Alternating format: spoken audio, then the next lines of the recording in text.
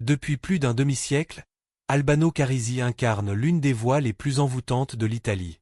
Chanteur, auteur, compositeur et moitié du mythique duo Albano et Romina Power, il a captivé des millions d'auditeurs avec des mélodies intemporelles et une histoire d'amour qui semble sortie d'un conte de fées. Mais derrière la gloire et les applaudissements, se cachait un homme porteur de blessures silencieuses, des cicatrices que aucun tube, même numéro 1, ne pouvait effacer. Aujourd'hui, à plus de 80 ans, Albano a finalement prononcé les mots que ses fans soupçonnaient depuis longtemps, sans jamais imaginer les entendre un jour. Une confession mûrie pendant des décennies, portant sur l'amour, la perte et la vérité derrière une vie qu'il n'avait jamais entièrement révélée. Qu'a-t-il avoué après tant d'années? Et pourquoi maintenant? C'est une histoire qui commence par un amour qui a chanté à travers le monde. Tout a commencé en 1967, lorsqu'Albano posa les yeux sur Romina Power pour la première fois. Le monde semble avoir basculé. Lui, un jeune chanteur passionné, originaire du village ensoleillé de Cellino San Marco, dans le sud de l'Italie, rêvait de grandes scènes. Elle, la fille de la légende hollywoodienne Tyrone Power, était une artiste lumineuse, dotée d'une voix douce et d'un cœur poétique. Malgré leurs mondes différents, leur premier regard fut électrique. Leur rencontre sur le tournage du film Nel Sol, une comédie musicale inspirée de la chanson d'Albano, ne fut pas un hasard. C'était le destin qui les réunissait pour écrire une histoire extraordinaire. Leur collaboration artistique se transforma rapidement en un amour profond. Si leur connexion fut immédiate, leur histoire d'amour prit du temps à s'épanouir, nourrie par des conversations longues, des rires en coulisses et ce sentiment étrange que leur vie s'était toujours attendue. En 1970, ils décidèrent de se marier, contre vent et marée. Certains sceptiques, d'autres ravis, mais pour eux, rien d'autre ne comptait. Nous croyons en l'amour, disait Albano. Et quand on croit en l'amour, le reste n'est que bruit. Leur union fut à la fois romantique et artistique. Leur monde fusionna en une mélodie harmonieuse. Romina était l'harmonie qui manquait à ma mélodie, confiait Albano. Dès leur premier single en duo, Storia di du Innamorati, en 1970, leur alchimie vocale fut évidente. Ce n'était pas seulement une chanson, mais une déclaration d'amour au monde, deux cœurs s'aventurant main dans l'inconnu. Leur amour a grandi avec leur famille, qui s'est étoffée de 4 enfants. Leur renommée a également explosé. Mais la gloire n'était pas leur objectif. Chaque chanson était une expression de la joie de leur union. En 1975, leur premier album commun marqua le début d'une signature sonore romantique, mélodique et sincère. L'année suivante, ils représentèrent l'Italie à l'Eurovision avec Oui elle live Ito Lagen, une ballade bouleversante chantée en italien et en anglais. Bien qu'ils aient terminé 7e, ils avaient déjà conquis une place éternelle dans les cœurs de leurs fans. Dans les années 1980, Albano et Romina Power devinrent des icônes culturelles, en Italie, en Europe et en Amérique latine. Leurs chansons comme Charazan et Felicita apportaient de la joie à des millions de personnes. Lorsqu'ils interprétèrent Felicita au festival de San Remo, c'était comme si le monde entier dansait avec eux. Cette chanson devint un symbole de bonheur, un hymne pour tous ceux qui croient au pouvoir de l'amour et de la musique. Leurs albums, chantés en italien, espagnol et français, traversaient les frontières, accueillant des auditeurs du monde entier. Ils ne faisaient pas que chanter l'amour, ils construisaient des ponts d'émotions, de culture et de liens humains. Le public les suivait pays après pays, séduit non seulement par leur voix, mais par l'authenticité de leur complicité. Loin des projecteurs, leur vie à Ceglie Messapica, dans leur maison de Seino San Marco, ressemblait à une douce balade. Un foyer rempli de chaleur, de musique et des rires d'enfants. Leurs amis décrivaient souvent leur quotidien comme simple mais enchanté. Elle fredonnait en cuisinant, se souvient Albano dans une interview, un doux sourire aux lèvres. Et moi, je la suivais avec ma guitare. C'était notre vie. Chanter, toujours chanter. Leur histoire d'amour continua de s'écrire en musique avec des albums comme C'è Angelo Sei, Effetto Amor et Sempre Sempre, qui ajoutèrent de nouveaux chapitres à leur légende. En 1984, leur retour à San Remo avec Sisara fut un triomphe. La chanson ne remporta pas seulement le festival, elle confirma leur place indétrônable dans le cœur des Italiens. Quand ils chantaient, ce n'était pas un simple spectacle, c'était une fenêtre ouverte sur quelque chose de profondément réel. Deux âmes se promettant l'éternité devant le monde entier. Même au fil des ans, leur étoile ne pâlit jamais. En 1987, Nostalgia Canaglia séduisit une fois de plus le public de Sanremo, et leurs albums Libertà et Fragile conservèrent une fraîcheur et une pertinence remarquables. Ils n'étaient pas simplement des artistes vieillissants, ils étaient devenus des symboles vivants de l'amour durable, la preuve chantée qu'un rêve partagé pouvait traverser les décennies. En 1991, ils revinrent à Sanremo pour ce qui serait leur dernière prestation en duo au festival avec la chanson Oggi Sposi. Le titre, Aujourd'hui mariés, était un clin d'œil poétique à tout ce qu'ils avaient vécu ensemble. Cette même année, ils célébrèrent leurs 25 ans de partenariat artistique et sentimental en publiant une autobiographie et un documentaire, Autoritrato d'Alla à Alla R. C'était le moment de se retourner sur la magie qu'ils avaient créée, non seulement à travers les micros et les caméras, mais dans leur vie de tous les jours.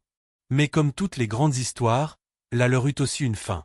En 1999, après près de 30 ans ensemble, ils choisirent de se séparer. Il n'y eut ni scandale, ni trahison à la une des journaux, juste un adieu discret et digne. Nous avons eu une belle histoire, confia plus tard Romina. Et comme toutes les belles histoires, elle a eu son temps. Pourtant, même lorsque la romance s'éteignit, la musique resta. Leurs chansons continuèrent de traverser les époques, résonnant dans les mariages, les cafés, à la radio, devenant la bande-son des souvenirs les plus précieux. Pour beaucoup, Albano et Romina n'étaient pas juste un couple célèbre. Ils étaient un rappel que l'amour, quand il est vrai, laisse derrière lui une mélodie qui ne s'efface jamais vraiment. Puis, en 2013, le monde assista à un événement inattendu. Le duo légendaire se retrouva pour un concert à Moscou. Ce n'était pas une reprise de leur histoire d'amour, mais plutôt une célébration de l'harmonie qu'ils avaient autrefois partagée et qu'ils pouvaient encore retrouver. De nouveau sur scène, leurs voix dansaient ensemble comme si le temps ne les avait jamais séparés. C'était émouvant, déclara Albano après coup. Pas à cause du passé, mais grâce à la musique. C'est elle qui nous a réunis. Ils se produisirent à nouveau en 2014 et 2015, y compris lors d'un retour émouvant à Sanremo. Et bien qu'ils ne fussent plus mari et femme, ils se tenaient côte à côte, non plus comme d'anciens amants, mais comme des artistes liés à jamais par une histoire que le monde n'oubliera jamais.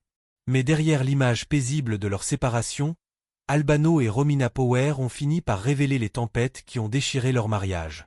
Le coup le plus dévastateur est survenu en 1994 avec la mystérieuse disparition de leur fille, Ilenia Carisi. Âgée de seulement 23 ans, Ilenia s'est volatilisée sans laisser de traces lors d'un voyage à la Nouvelle-Orléans. Un témoin a par la suite affirmé avoir vu une jeune femme correspondant à sa description sauter dans le Mississippi en criant « J'appartiens à l'eau ». Son corps n'a jamais été retrouvé. Ce drame a ébranlé les fondations de leur famille, et comme ils l'ont tous deux admis plus tard, a poussé leur mariage déjà fragile au-delà du point de non-retour. Accablé par le chagrin, Albano a fini par accepter la mort présumée de Ilenia. En 2013, il l'a officiellement déclarée décédée. Mais Romina n'a jamais pu s'y résoudre. Elle a continué à croire que sa fille était en vie, lançant des appels émouvants sur les réseaux sociaux et retournant même aux États-Unis à la recherche d'indices. Sa foi inébranlable est devenue un symbole d'espoir, mais aussi une source de profonde tension entre les anciens époux. La tragédie de Ilenia n'a pas seulement apporté la douleur, elle a aussi rouvert des blessures longtemps enfouies dans leur relation. Pour la première fois en 2011, Albano a publiquement accusé Romina d'avoir entraîné leur fille dans la consommation de drogue, une affirmation lourde de conséquences qui vint assombrir un peu plus leur histoire déjà si douloureuse. Et Albano de poursuivre, le cœur lourd, en pointant du doigt Romina comme celle qui l'aurait initiée à la drogue.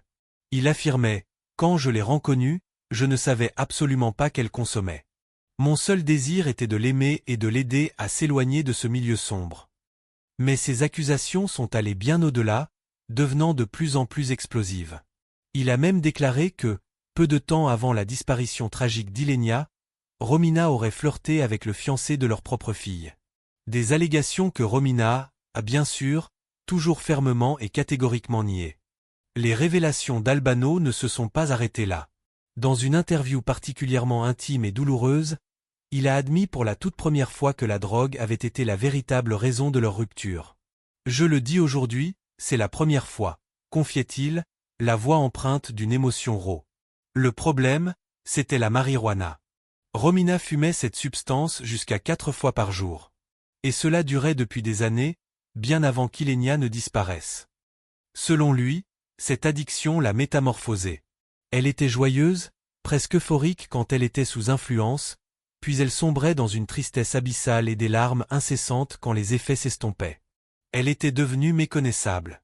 L'homme voyait la femme qu'il avait tant chérie se transformer en une étrangère. Elle avait perdu toute sa passion, cette flamme qui les animait tous les deux, pour la vie elle-même, pour tout ce qu'ils avaient patiemment bâti ensemble. C'était, insiste-t-il, le commencement de la fin. Il se souvient même avoir essayé la marijuana une seule fois, juste pour tenter de comprendre son univers à elle. Et son expérience fut un échec cuisant, je n'arrivais même pas à écrire un chiffre correctement. Je le dessinais à la verticale. Et de conclure avec amertume, je déteste les substances qui vous éloignent de la réalité. Elles créent un monde artificiel, et ce monde artificiel, il nous a détruits. De son côté, Romina a été profondément blessée par ces accusations publiques. Son avocate, Alexandra Fianga, est immédiatement montée au créneau en publiant un communiqué cinglant, qualifiant les propos d'Albano de « complètement faux », extrêmement diffamatoires et gravement préjudiciables à l'honneur de Romina et de leur fille, Ilenia. Le conflit médiatique était lancé. Romina était d'abord apparue sur la télévision espagnole, où elle avait décrit Albano comme un mari et un père autoritaire, provoquant une vague d'indignation générale. Mais dans un revirement surprenant, elle est ensuite revenue sur ses déclarations, affirmant que ces mots avaient été tronqués, sortis de leur contexte. « Je n'ai jamais voulu le présenter comme un homme violent », a-t-elle assuré. « Si c'est l'image que les gens ont retenue, je m'en excuse. » Pourtant, ces excuses n'ont rien apaisé du tout. La tempête continua de gronder. Son équipe juridique est restée intraitable, menaçant clairement de poursuivre Albano pour diffamation. Et lui, visiblement bouleversé, a répliqué avec une amertume des plus claires. « Romina n'est plus la personne que j'ai connue. Elle vit dans un monde que je ne reconnais pas. Moi, je l'ai toujours traitée comme une madone. Je ne l'ai jamais maltraitée. Je suis le meilleur père du monde et je peux le prouver. » Dans un autre aveu déchirant, il a ajouté « Romina a menti à la presse. Elle a menti sur des gens qui fumaient en permanence. Elle m'a même dit un jour qu'elle avait eu les meilleures notes à l'université grâce à la marijuana, qui lui donnait de l'énergie. Je lui ai rétorqué que ce n'était pas une vraie réussite. J'aurais préféré qu'elle échoue, mais qu'elle reste sobre. » Cette décision, aussi douloureuse soit-elle, était pour lui un acte nécessaire. Faire déclarer légalement Ilenia décédée n'était pas un renoncement à l'espoir, expliqua-t-il plus tard, mais une tentative désespérée de trouver un semblant de paix pour sa famille. Pourtant, ce geste administratif n'a jamais réussi à refermer le fossé émotionnel qui s'était creusé entre lui et Romina. Même des années plus tard, lorsqu'ils se retrouvaient sur scène, un étrange contraste s'opérait.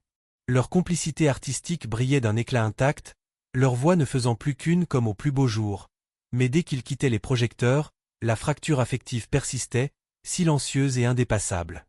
C'est dans ce contexte de profonde solitude, au début des années 2000, qu'Albano trouva un réconfort inattendu en la personne de Loredana Lechisso. Animatrice télé originaire de l'Aix, elle le croisa simplement à la sortie de l'école que fréquentaient leurs enfants. À cette époque, Albano était brisé, émotionnellement épuisé. « J'étais seul, dira-t-il, si seul que j'ai même pensé à en finir. » Loredana, elle, a su voir au-delà du mythe, du personnage public, pour apercevoir l'homme vulnérable derrière la légende. Ce qui débuta comme un soutien mutuel, une main tendue dans l'obscurité, se transforma rapidement en une histoire d'amour. Dès 2001, un an après son divorce définitif avec Romina, leur relation devint officielle. De leur union naquirent 2 enfants, Jasmine et Albano Junior, apportant une nouvelle lumière dans sa vie. Mais la transition ne fut pas facile. Le public italien, toujours fasciné par le conte de fées brisées qu'avaient incarné Albano et Romina, accueillit Loredana avec un scepticisme palpable. Certains allèrent même jusqu'à l'accuser de vouloir remplacer Romina, une comparaison toxique qui la hantera pendant des années. Albano, pourtant, la soutint fermement, clamant haut et fort. « Elle est arrivée dans ma vie au moment où j'avais le plus besoin de quelqu'un. » Mais même cette relation salvatrice n'était pas exempte de difficultés. Albano admit lui-même que les 3 premières années avec Loredana furent les plus heureuses, avant que des tensions ne viennent tout fragiliser. La jalousie, notamment attisée par le retour constant de Romina dans sa vie professionnelle, devint une ombre entre eux.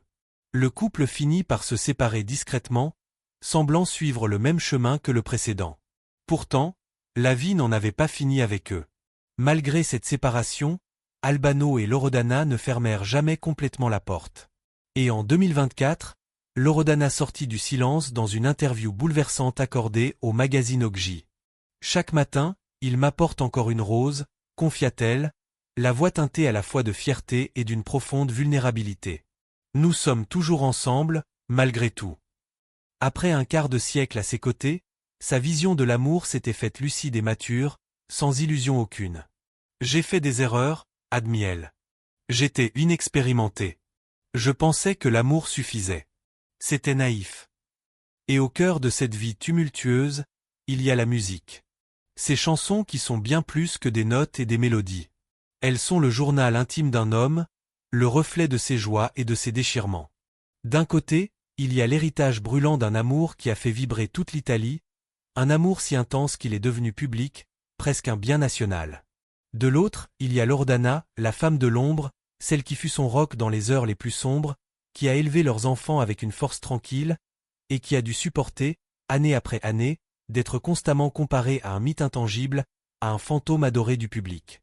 À 77 ans, Albano a finalement choisi de briser ce silence qui pesait depuis des décennies. Et pas seulement au sujet de Romina.